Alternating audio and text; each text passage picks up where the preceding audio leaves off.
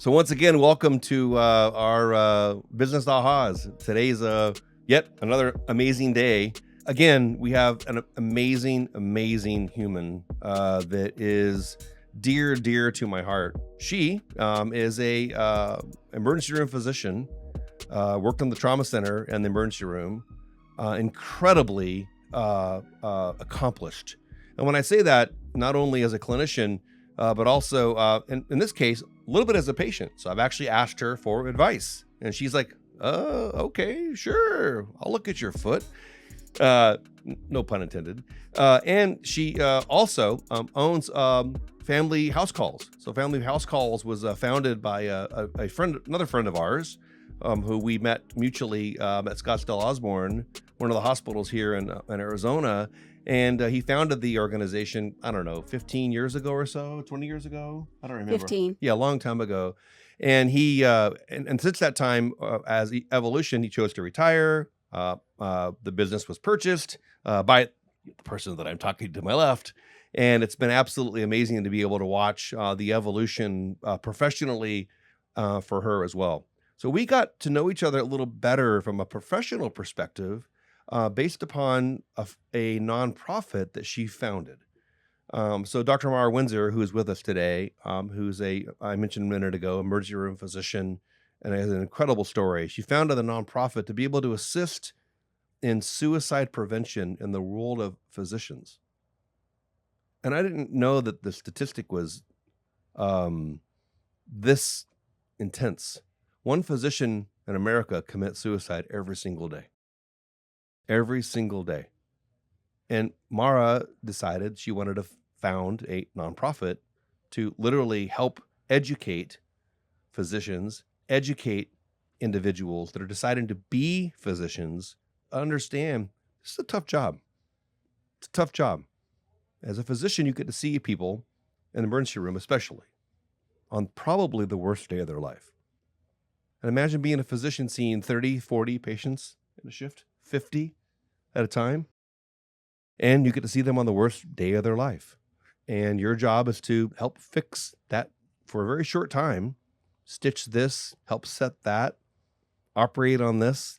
So that's how we met. And her nonprofit is L.I.F.E, L-I-F-E. It's incredible. A little bit later, you'll be able to see the link to the nonprofit organization.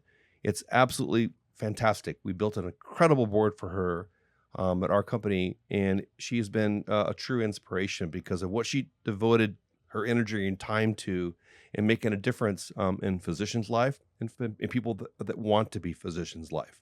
With that, I want to introduce Dr. Mara Windsor. Mara is not an MD, but a DO. As a physician, an MD is a doctor of allopathic medicine, and allopathic medicine is much more like a break fix. I hate saying that in a way because physicians you tend to go to for advice clinically, and they fix problems. And so many years ago, a gentleman by the name of Dr. A.T. Still, he was an MD. He gave birth to the entire philosophy of osteopathic medicine and founded A.T. Still University, which is the very first educational institute in America that actually gave this philosophy. He was an MD. He had twins, and his twins weren't really being treated the way he felt they should be treated. He really had this philosophy of mind, body, and spirit.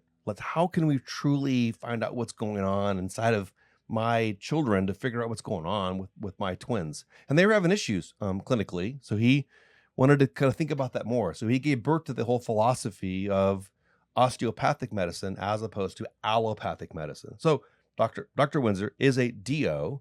With that, Mara, thank you so much for being here. And cheers. Let's talk about a little bit how you got where you are from a personal perspective and a professional perspective. I'm really curious to kind of hear kind of the story, kind of what led, which obviously we're going to talk about, which is your aha moment. Yes. But which I don't know, but I'm so I excited. know. Yes. It's a fun story. Well, I will tell you, I grew up here locally in the Valley. I was the first generation to go to college in my family. Suicide is dear to my heart and soul because my brother committed suicide when he was 17. And that was, as you can imagine, something that never leaves your family. That deficit is always there. And I originally thought I was going to go into psychology and get a PhD so that I could help people in need like my brother was. We didn't know, and I was in 5th grade when it happened, so I didn't realize he was struggling. So you were 10? Yeah, I was. It Fuck. was, and he was my best friend. I went to sleep with him at night when I was scared. I didn't go to my parents' room. I went to him, and it was very difficult for our family to deal with, and today it still is for my mother and sister. I have learned how to move on and evolve to try to help people, and that's what feeds my soul and heals my soul. So that's why I do this work. However, I will say that that never leaves. And for me, I do this work because if I can just change one person's life and affect one person's life, then I've done my job. At a time? At a time is great, but just one person. So, if I can do more than that, fabulous. So as an emergency room physician, it's one patient at a time. It is one patient at a time. And at L.I.F.E, your nonprofit, it's one physician at a time, yes. Or one healthcare provider at a time, or students. Students at a time. Need it. They want it. They're craving it.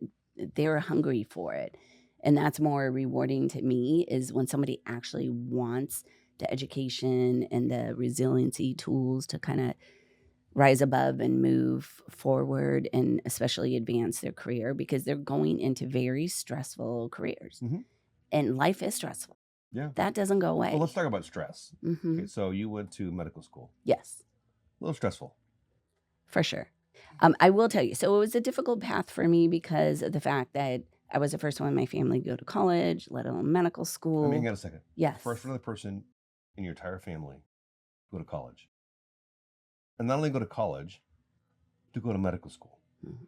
But at the time, that was my only way out. That was my survival mode. That's what I was going to do to change the future of my cycle and my future family cycle. So for me, I chose education and I chose achievement. And that was my drug of choice. And it worked. And luckily, it was a functional one. And so I do try to coach and educate students to choose something that will help you to rise above and change the cycle for your genetics and your family history.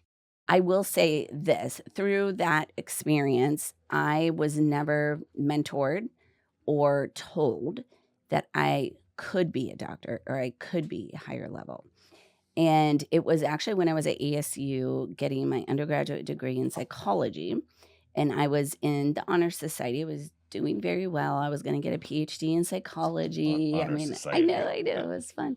And we had a speaker come. I was the treasurer, I think, of Psychi. It was a society. And we had a speaker come, and it was a speaker who did crisis intervention for, back then it was Southwest Behavioral Health. And this was your undergrad? Yes. So this is my undergrad experience. Gotcha. And the speaker came out, and we could volunteer to be crisis intervention providers on the scene. So it was very fun when I was in my 20s, early 20s. We would drive undercover police cars. And so we'd drive those, and we would get dispatched to a call. And it was actually very sad. It was either a completed suicide, murder, or we would foster children for certain drug situation. Anyway. Gotcha. Yes. And the very first call was huge. It was a completed suicide, the same way my brother had done that. And that was very challenging for me and the whole ride to the very first call. Yes. Because you knew you were going to a suicide. Yes. You didn't know the specifics. No, I did. So the whole call there, I was prepping for it. My brother shot himself between the eyes. And that's the same way that this father chose to end his life. Shut the front door. I am not kidding. And so that whole call, and I had not shared that with my partner. When we get there, of course, that's the first scene that you see. Mm-hmm. And there's like debris on the wall, blah, blah, and all the stuff. And the worst part about that call, so my partner kind of took over because I think I just went into this survival mode situation of processing, like, this is really what I'm seeing. This was my brother, blah, blah, blah. And so he took over with the family. But the biggest area that I was able to help, and I'm not sure if it's still this way, if a person commits suicide, according to the biohazard laws and regulations for the state, a suicide is not considered a hazard situation. So the state will not come and clean it up. So the family members No. have to clean up. Or they have to hire somebody. Or they have to hire someone, which, how are you going to hire someone at, it was 2:00 in the morning. Okay, so, right? so hang on a second, if you don't mind. Your brother committed suicide when you were 10, and he shot himself the same way this incident happened. You didn't see your brother afterwards? I did. No. I did. My parents gave me a choice if I wanted to say goodbye and if I wanted to see him. And even at 10 years old, I knew I wanted to see him. I will never forget that day. I saw his eyes are huge in the hospital. All of it. He was in the hospital at this point. He wasn't at the scene. Right. I didn't see him at the scene. As this call with Phoenix. Correct. He was at the scene. Right. So I saw my brother at the hospital post with like huge swollen eyes and brain dead. And I was there when my family had to make a choice to take him off life support and donate his organs. He saved 8 people's lives. And this was in Texas. And he was the first person to create an offering in this magnitude. So it was a big thing. So I remember watching myself on the news over his casket, crying, and my mom, and it was a big deal. And the news was, and the family donated 8 things to save these 8 lives. And yes. What did he donate? He donated, heart was a big one. Heart. We actually had tried to reach out to that family, and they weren't interested, and I understand that. He donated his heart. He did. How old was he? 17. So he had very healthy organs. Heart, 17. lungs, kidneys, eyes, retinas. That's a big thing. And that's all that I can remember. Sure. I wonder if your brother was a pioneer. I feel like he was. Oh, your family was a pioneer. And we hold on to that because that was how his memory lives on and gives forward into the world. And so how old was the person that his heart went to? It was a man. It was I think he was in his late 40s. And he was in heart failure. And he was on the East Coast somewhere. That's all we know. And your family chose to save his life. Yes. And ship your brother's heart to be inside of this man. And my mom had to make that choice. I don't know if I could make that today for my own Noise or choice? Choice. Oh. Choice. That changed my life. And you want to talk about aha moments. That was a pivotal point in my life. So, Mara, you don't know how much I respect you sharing the story of your brother. I had no idea he donated his organs. I know the story of him passing away and the story of you with the Phoenix Police Department. You've shared that with me in the past, but the organ donation, it's new. And sharing that with me was very impactful. But in shifting slightly into kind of what I say, those aha moments, and how do we take all this has transpired now and turn it into, God, this one thing that happened to me professionally that really changed the trajectory of my career from a professional perspective. What was it? Well, I will tell you. It was one call in Maryvale at coming back. So my shifts were 6 p.m. till 2 a.m. And we would drive the undercover police car back to the police station. Yes. And we got hit by a drunk driver. No. And I'm not kidding you. And it was a very bad accident where, I mean, of course, we're in that old car, right? And we have no airbags deployed, just a seatbelt. And I remember looking down in my chest, thinking my heart was outside of my body. And it wasn't, thankfully. How old were you? 20. I was 20. So I was at ASU. I was finishing up my undergraduate degree in psychology at ASU, doing my crisis counseling as a volunteer work. And So, needless to say, I had some musculoskeletal injuries, and it's actually a very cute story because it goes back to osteopathic medicine too. And my osteopath, who had been my physician since I was 2 years old, he was Really? I'm not A kidding you. DO? Yeah, a DO. Oh, wow. And he had been our He family still practices? physician. He's like 50 now or 60? No, yeah, I know, right? I wish. No, that's not true. But I will say I went to go back to him because I figured I need some osteopathic manipulation. I have a lot of neck and upper body pain from this accident. And he retired to teach at the time, it was the only local osteopathic medical school. And so Midwestern? Midwestern. Yes. So this was Dr. Divine, and he will always be divine to me in my mind. DE. Yes. And then, I mean, I'll get into that later. But anyway, so he retired. So I was looking for another DO to treat me. Why a DO? Because of the whole mind, body, spirit, But you knew and back then, osteopathic. pre-medical school. I did because my family chose Dr. Divine. He was my family practice doctor since I was 2 years old. And he has a unique heart. He did. He cares. He did. Oh. Yes, absolutely. Mm-hmm. And I wanted that for myself. So now I'm an adult in college choosing a physician for myself, and I choose a DO. So he recommended Dr. Steingard, Dr. Scott Steingard. And I started going to him. You saw Scott? Yes. Cool. And love him just on the side too as a friend and a mentor. He's incredible. And so I was in his office 3 times a week getting osteopathic manipulation. I was in my senior year at ASU getting ready to graduate with my undergraduate degree in psychology. And I'd be studying in his office. And one day he finally said, after he'd seen me for a couple of weeks, he said, "Mara, what are you going to do with your life?" And I said, "I don't know. I'm getting a PhD in psychology, or maybe I'll be a social worker. I'm not really sure." And he said, "If you're smart enough to get a PhD in psychology, then you need to go to medical school." And I thought, nobody has ever told me that because, again, I come from a family not educated. And you're studying at the time. And I'm about to graduate. And now someone's telling me, you should go back to medical school. Yeah. Exactly. Right. But, I was open and aware and was influential at that time. And so I said to him, "Well, what do you mean?" And he said, "I'm a professor at Midwestern University. It had just opened. I think it was the first or second year that I was here at the Glendale campus." And he said, "I am going to connect you with 2 medical students, and I want you to come sit in on my class and just tell me what you think." So I said, "Okay." And he thought that was impressive. He's like, "Really? You're going to come?" I said, "Yeah, I'll show up on Monday. I'll be there on Monday." So I showed up on Monday. Because you showed up as Mara. Yes, I did.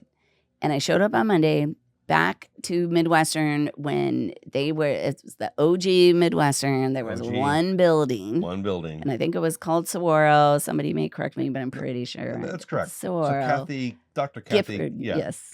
Keplinger, or she's still there. She is still there. Yeah, I think I met her in the 90s. Yes. She was the original OG too. She's always been there. Still there. But I will tell you, this is my aha moment. So I show up on Monday. This is Monday. Yes, okay. This is Monday. And I show up as this little naive, almost graduating student from ASU. And I walk up to Midwestern, and I was so intimidated to go to a medical school and meet with these medical students and spend the day with them.